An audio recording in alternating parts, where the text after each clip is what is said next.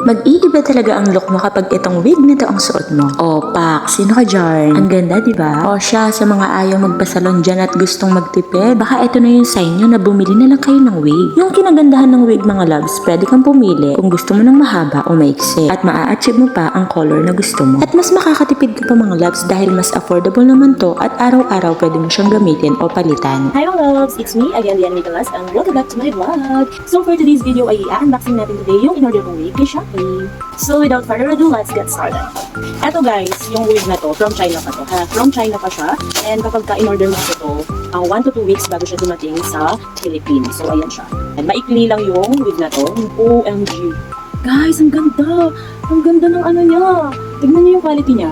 Ayan, look at the quality mga biha. Hindi siya shiny, para siyang totoong buhok. Ang ganda ng color, no? So, gusto ko lang na iba yung look ng manikin ko, kaya umorder ako ng maiksi. So, eto siya. Super ganda niya mga be. Alam niyo, para talaga siyang totoo. Ang gaganda ng mga wig na ino-order ko talaga sa kanya. I love this color. I love the bagsak. Ayan. And may free na rin siyang wig cap, mga be. Ayun siya. Guys, ang ganda talaga niya.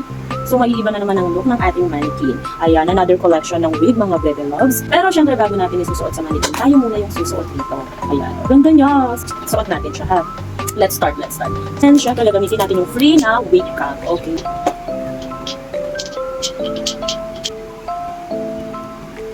So, ayun. Ayan, ready na. After natin masuot ang ating wig cap, eto na, ang wig na, ha? Ayan, kaya naka-outfit ako today, mga loves, kasi magti-pictorial tayo.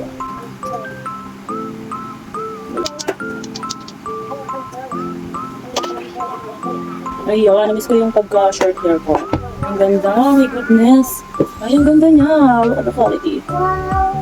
Wait lang, Bea, ayusin natin. Kuha ka suklay. Ang ganda niya. Ayan, suklay muna natin siya. Para siyang totoo, no? Super ganda. I love this color. Saktong-sakto siya sa aking suot. Oh my God. It looks like natural. Diba? Ang ganda ng pagka-wavy niya. Alam niyo ba, nabili ko lang to for only 599 pesos. Hindi ko siya nabili eh. Inutang ko siya kay Shopee. This color is super nice. Ang cute niya, no? Look at the quality.